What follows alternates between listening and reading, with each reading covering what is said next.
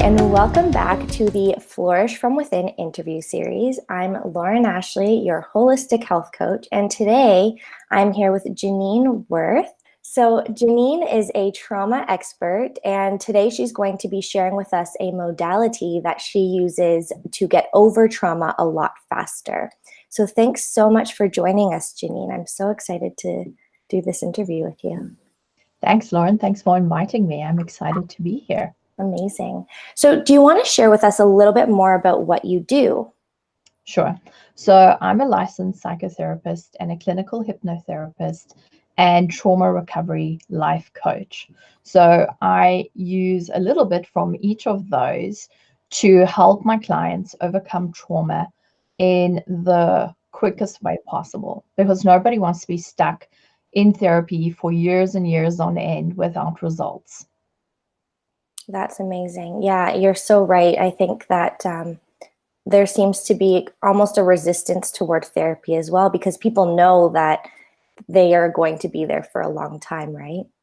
Exactly. It's incredible that your work can that it can help to speed up that whole process, because trauma can be not a fun thing to be stuck in. Yes. So why don't you tell us a little bit more about what your own journey with trauma has been, if that's okay, and why it's become such an area of interest to you? Okay, so I had what you can call a traumatic childhood, very unstable. I had a mother who experienced trauma in her teens, but didn't get the help that she needed. So, of course, that trauma affects every aspect of your life, including how you parent, So we moved around a lot. I was in 7 different schools within my 12 years of schooling. And actually, then on the day that I got my driver's license, back then I was living in South Africa.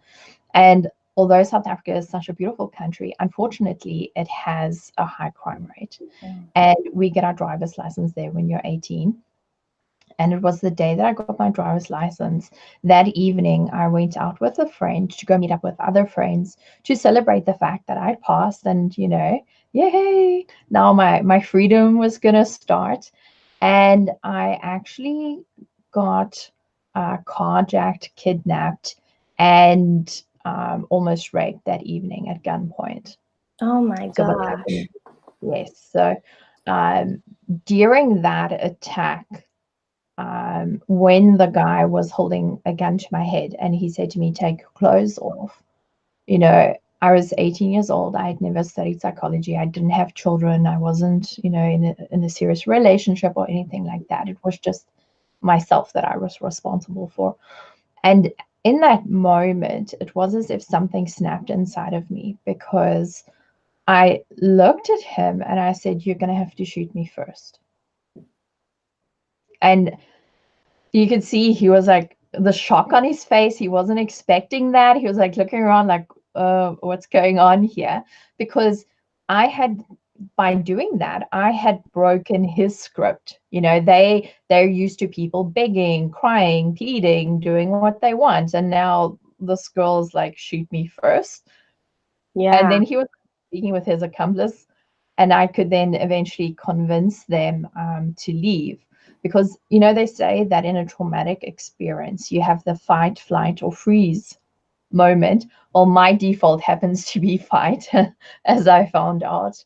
And about a week after that, because they then had a shootout with the police. So at one point I thought maybe the guns were fake or whatever, but they weren't. They had a shootout with the police. I got my car back. It was a bit damaged, but it was still drivable. And about a week after that, I was sitting in my car on a parking lot, and one of my friends who hadn't heard what had happened to me, because it's not as if I was shouting it from the rooftops, and that was before the days before Facebook was popular or whatever. He actually creeped up to my car and slapped his hand on my driver window. So you can imagine what that did to me. In that moment, it felt like I just wanted to jump out of my skin. I started getting heart palpitations, anxiety, almost like a panic attack kind of thing. And I thought to myself, well, I'm going to have to go and get help because I'm only 18 years old. I'm a very independent person, and I've been waiting now to be able to like actually do my own thing, start my own life. I can't live like this, you know. So I went to go and see a psychologist. And back in the day, it was normal talk therapy. And he said to me, he believes that my traumatic childhood and the resilience that I had gotten from that actually saved my life that night. Because in that moment and being so used to being able to only depend on myself, I was able to, stop their actions and end their script there.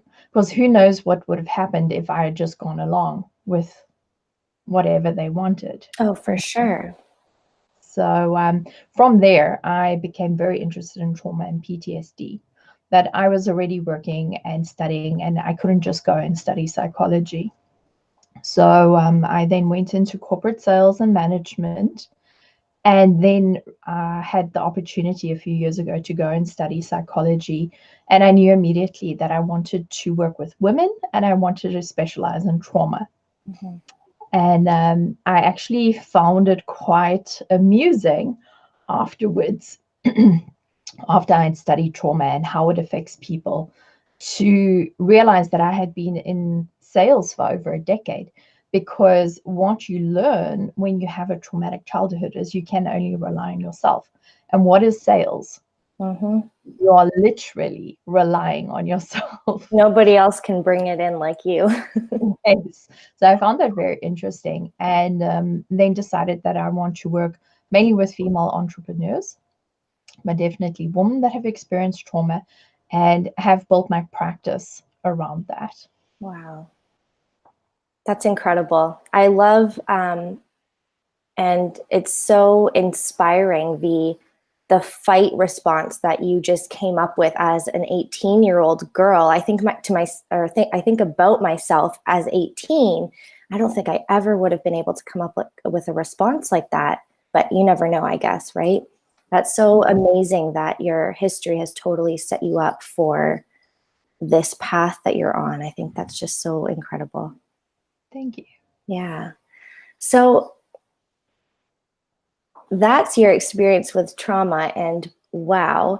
What sparked the interest in hypnotherapy to Okay. deal with trauma? So I'm trying to do traditional CBT, talk therapy, and all of that. And I then heard of a woman called Marissa Peer, Mm. because I follow Mind Valley, and she was doing a talk on there. And it's not traditional hypnotherapy, it's called rapid transformational therapy, where you use regression hypnosis with parts of traditional therapy. So it's like a hybrid of the two. And with that, what happens is in regression, you are then actually speaking directly with the subconscious mind. Now, you can think of your subconscious as this huge vault, and all of your memories, experiences, feelings, emotional responses are stored in there like files. And what I then do is to take the person to go and deal with the emotions, because broken bones heal, cuts, scrape, bruises, your body heals, but it is the emotions that our subconscious mind attaches to that traumatic event, that when that feeling gets triggered over and over again, that is what causes the problem and the PTSD symptoms. And that's what holds people captive. So what I then do is to go and deal with whatever emotions come up for that person, whether it's shame, fear, guilt, regardless of what it is.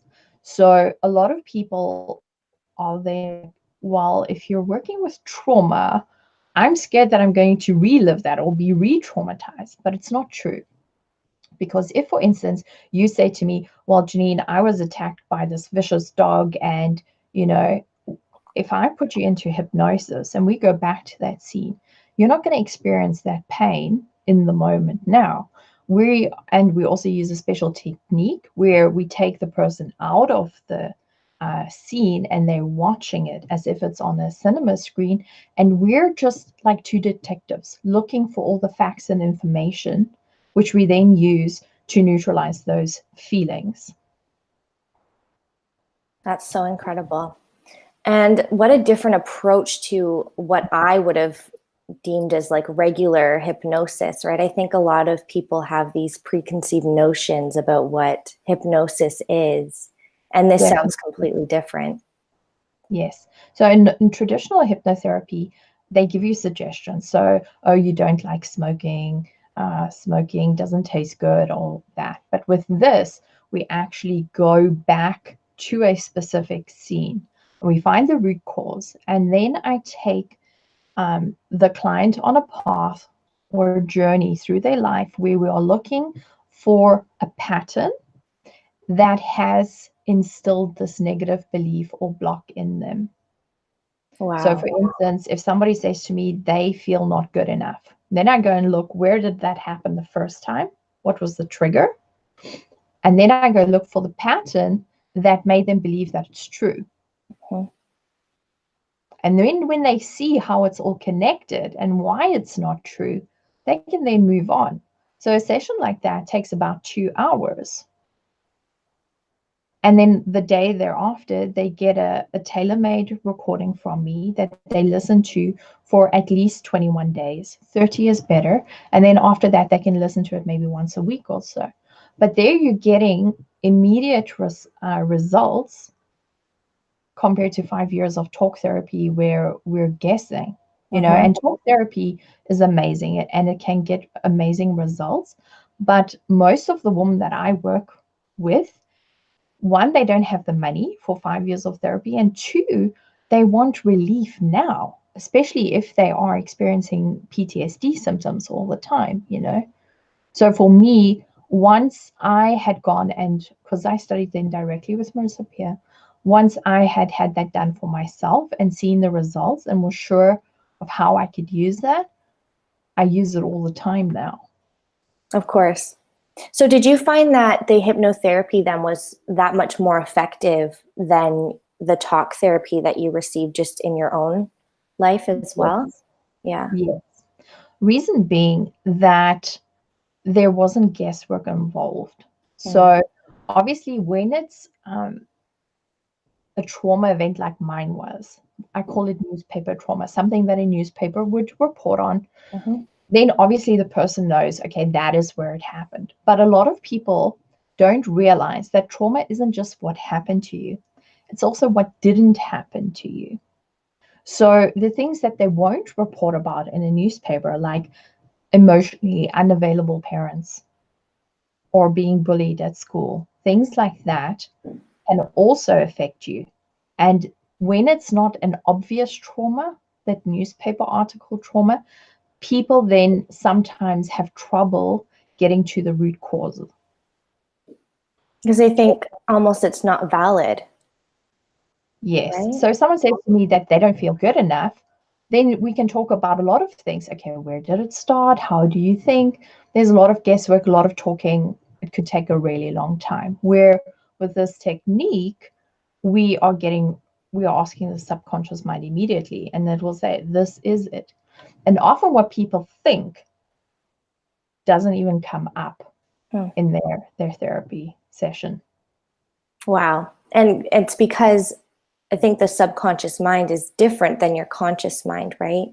Yes. The subconscious mind knows so much more, where the conscious mind is rationalizing and doing all of that work.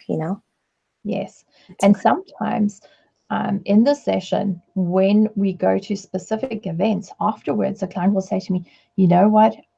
I didn't even think about that. I'd forgotten about it. And in the meantime, it's like part of the root cause for them. And they didn't realize how it affected them, especially in childhood events. Wow. Yeah, because your brain is, when you're living on a day-to-day basis, and we both know this from psychology, is that your brain suppresses the trauma, right? So that you can still function. And for some people that works, and then other people that shows up in ways of anxiety or other mental health problems, but I think no matter what, that trauma is still affecting you. Yes. What I found in my practice is that it shows up everywhere. It shows up in the way we parent. It shows up in our personal relationships. For entrepreneurs, it shows up. Visibility issues could be a problem. How you treat your clients. Disordered eating is another big one. At least 85% of my clients had disordered eating in some form. Wow. And I see a lot of women struggling with disordered eating as well. Yeah. Let's get into that in just a second. So you just mentioned a couple of areas that trauma can kind of show up in our lives. So what are some other areas that, for example, if someone doesn't know that they've actually had a traumatic experience, or if they need help validating it, how might they know that they need to confront this trauma and start the process of, I guess, repairing it? Okay, so a lot of times people will have self-sabotaging behavior. So procrastination, perfectionism, the big one that I see in a high-performing woman, fatigue, then the disordered eating that we mentioned, and generally this feeling of not being good enough or imposter syndrome, where they know what they want, but they just can't seem to get there. And do those things that show up on the daily always go back to a trauma? Or I guess what is considered a trauma? Most of the time, yes, even if the client doesn't register it as a trauma. So especially if it's the not newsworthy trauma, where it isn't a huge car accident or a rape or something like that, where it's more subtle, but the mind experiences that as trauma. Because remember, a lot of that stuff happens in childhood. And as a child, you just aren't equipped to deal with that. So as an adult, you think, oh, well, it wasn't that bad, or, compared to other people. That's another thing that I see a lot, especially in my support group, is women will say, well, I didn't know if I should join because, I wasn't raped. It's not as bad as, and they start playing this comparison game. But what they don't realize is that, one, trauma affects everyone differently, depending on the upbringing that you've had and how resilient you are and what kind of trauma, how long. There's so many factors that go into that experience. And it always surprises me that even their trauma is not good enough. Yeah, that's so true. How's that for an enoughness issue? Yeah. That's so true, though. Yeah. And I guess a trauma could even just be your parents weren't around. Like maybe you had a great family, but they weren't able to give you the time and attention that you needed as a child, right? That's actually a big one, because what happens is, as children, we look around, and if we see that little Annie's mother is amazing and thinks that she's amazing and is always there for her, playing with her, supporting her, and your own parent doesn't do it, the first thing that a child does is think, what's wrong with me? Because we are taught that our parents are supposed to love us unconditionally. Your home is supposed to be your safe space. So if that isn't true for a child, they take that personally and think, they look inward, because a child will still love its parents, even parents that abuse them, but they then think that there's something wrong with them. So for a 6-year-old, 7-year-old, 8-year-old, 4-year-old to think there's something wrong with them, of course that affects them. And that will then start playing out in their life. It will affect the kind of partners that they choose for themselves, the kind of jobs that they do, how they show up, what sort of level of success they will have later on. It affects everything. So in my experience, most people have had some form of trauma, whether they realize it or not. Totally. I think probably most people, because nobody's parents are perfect and nobody's life is perfect, right? No, and especially when you're so young and you don't understand, Because as an adult, you can think to yourself, okay, well, my mom worked 3 jobs. Obviously, she couldn't be around. She was doing that to support me or be there for me. But as a 4-year-old or as a 6-year-old, you don't have the capacity to grasp that and understand that. So you think, okay, well, she doesn't love me. Because you just need what you need as a child and you're not getting it, right? Exactly. And once that belief is there and it's imprinted, that's the problem. And that's what I then do, is to help people get rid of those negative beliefs and imprints. Oh, that's so incredible. I feel like I need some trauma help. But it's true. Like, I mean, I don't think I've been through any traumatic experience, but just the way my childhood was shaped,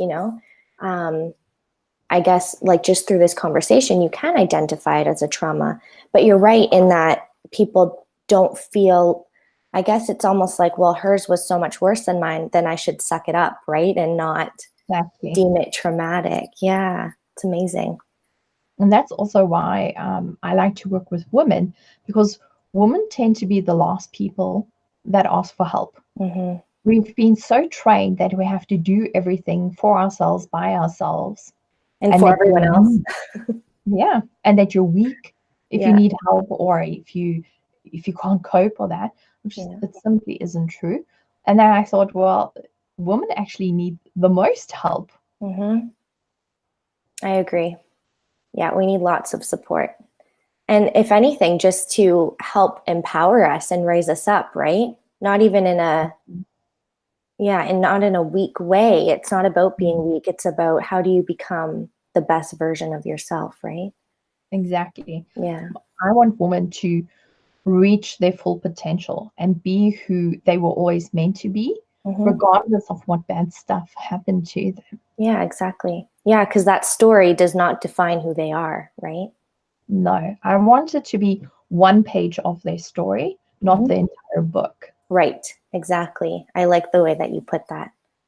Yeah. So I had preconceived notions about hypnotherapy. And I guess misconceptions. Are there any other misconceptions or myths that you come across around hypnotherapy that you just want to address right now?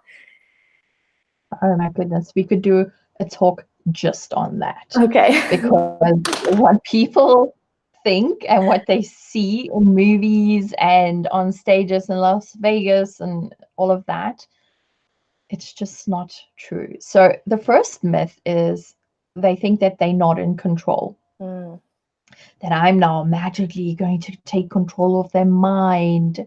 It's simply not true. Because in clinical hypnotherapy, the client remembers everything, and we are having a conversation like this. So I want you to be in control of your mind so that you can tell me what I need to know to help you.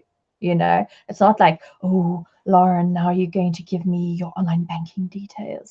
If we could do that, then everyone would want to be a clinical hypnotherapist, and we'd all be flying around Ferraris, but we don't. So you are always in control of your mind. I can give an example of that. Recently, I worked with a woman that had been sexually assaulted as a 12-year-old, and she hadn't told me that before the session. She actually came for something completely different. But the mind knows what it wants to deal with, and that scene came up, and she said, he's going to rape me. Now, I didn't know who the man in the scene was, and I needed to know because, I mean, if it's like a family member or something, then obviously there are a lot more implications. And she said to me, it's a family friend, but I don't want to say his name. Had she not been in control of her mind, she wouldn't be able to say, I don't want to say his name, So you stay in control. Another myth is that people like use watches or clocks, or we don't. I've never used that. It's not for my amusement. I'm not going to make you cluck like a chicken or pretend that you're 3 years old, and all of that is fake. You will definitely remember all of it. It feels like being in a deep meditation. You feel relaxed, you feel calm, very self-aware. It's a heightened self-awareness. So it gives your body a chance to like fully relax. And that feels really, really good. Mm-hmm. Because how often do we fully relax? Not often. Even when we're relaxed, we're not really relaxed. So does that mean the stage kind of hypnotherapy, like, is that still hypnotherapy or what? Well, a lot of people call it mesmerizing. Okay. And some of it, first of all, is fake. Mm, It's staged. mm, Some of it, they take people that are really susceptible, because there are ways that you can tell. But that's got nothing to do with clinical hypnotherapy. it's not effective, obviously. Well, they're not treating people. They're not Yeah. helping. It's not. It doesn't have a purpose. Yeah.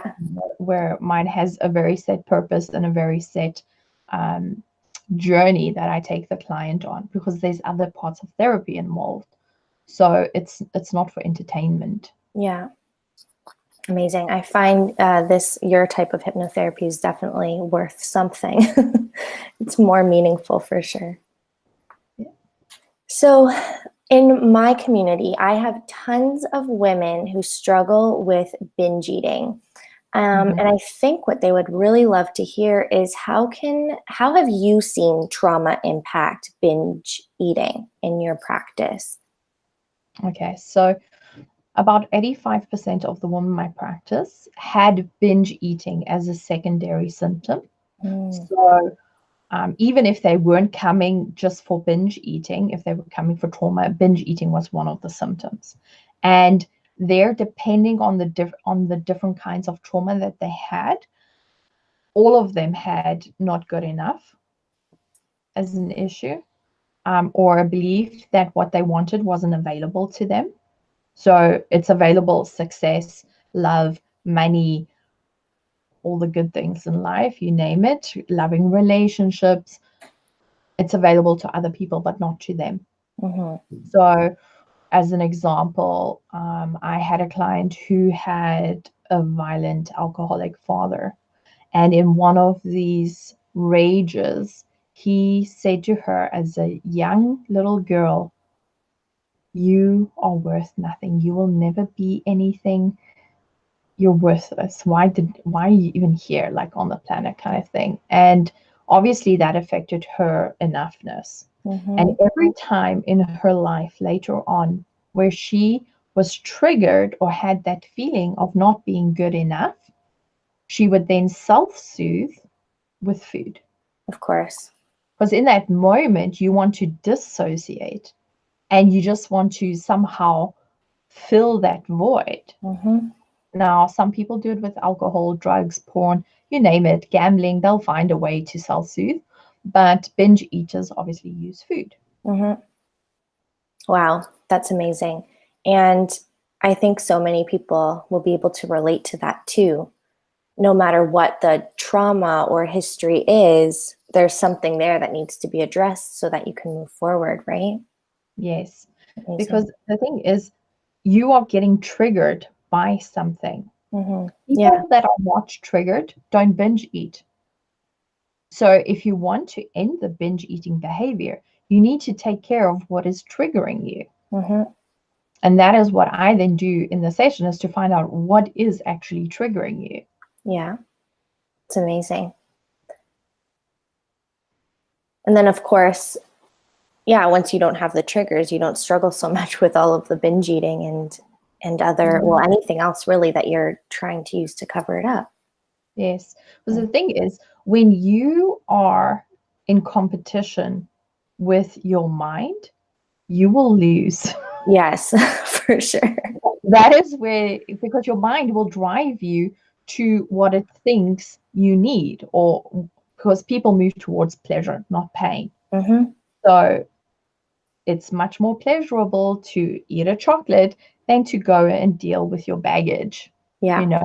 That's where the self-sabotaging behavior also becomes important, because depending on whatever goal you have, as soon as you get into that area where your mind feels threatened, because it will either try to protect you or to punish you, and as soon as you start getting on those boundaries, bam, self-sabotage, because it needs to shut that down. Wow, it's so true. And so when you deal with your clients, and just, I guess, in general, do you find that hypnotherapy is all that they need?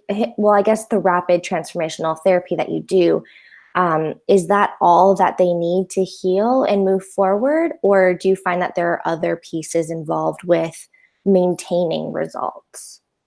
So the RTT therapy, I say, is like the diagnosis. The recording that you listen to that's building those new neural pathways in your brain is like the antibiotics. But after that, coaching plays a big role. Yeah. Because people then still need help in, now that they've dealt with the self-sabotage or the issue that's holding them back, they still need coaching to help them get on the path to get to their goals as quickly as possible. So that's where the coaching part then comes in. So in week 4, there's a coaching session where we say, okay, now that you've dealt with that, what do you really want to achieve?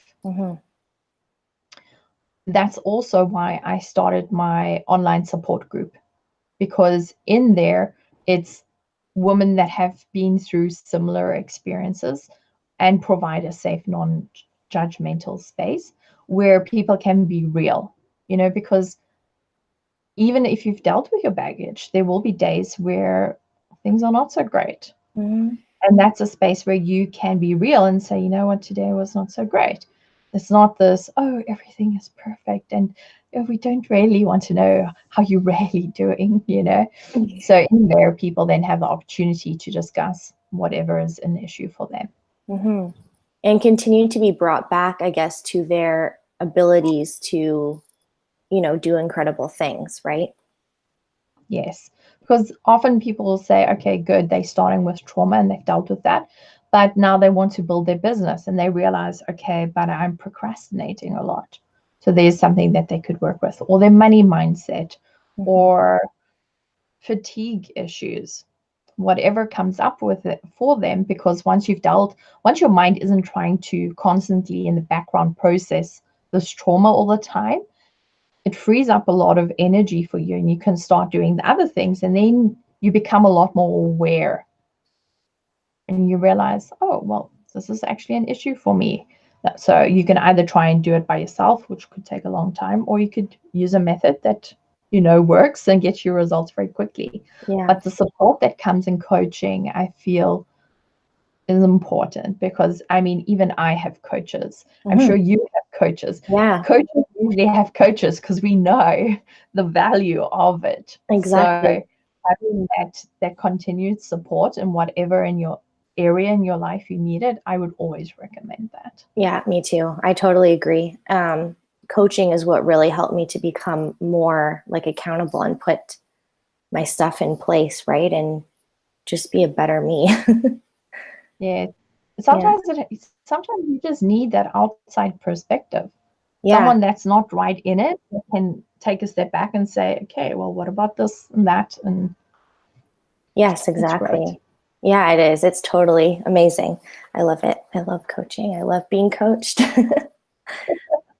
So do you find then that there's a common thread in trauma through the work that you've done with trauma? Yes. It is that the mind will always either try to punish you or protect you. And so, for instance, what I've noticed a lot is, and this isn't for every person, I've just seen a trend for that. For instance, if someone has assaulted, a form of protection would be to hold on to extra weight. Because their mind has now given them this belief that if they are unattractive, then that won't happen again. That totally So makes that's not for everyone, but it's something that I see a lot. Yeah. You know, or if somebody has goals, but whatever negative belief software they're running, a punishment thing would be maybe procrastination. So they know what they want to do, they know how to do it, they know when they need to do it. They just can't bring themselves to do it consistently. So that is then back. And in my experience, it's always either punishment or protection. Oh, that's so interesting. Yeah. And that's a really good way of just understanding how your brain works, right? And being able to identify, what you need for you in order to move forward. Yes, Definitely. definitely. So what would you say then if someone watching this thinks that they may have experienced trauma, or even the what did you call it? The non newsworthy, or what did you refer to it as? I called it the non-newsworthy trauma. Yes. So stuff that the newspaper won't report on, Yeah. but still traumatized you. Of course. So someone who would not have had the not newsworthy trauma, and that who thinks that they might need some hypnotherapy or rapid transformational therapy to help them move forward, but they're not really sure, like they're kind of on the fence, what would you say to them?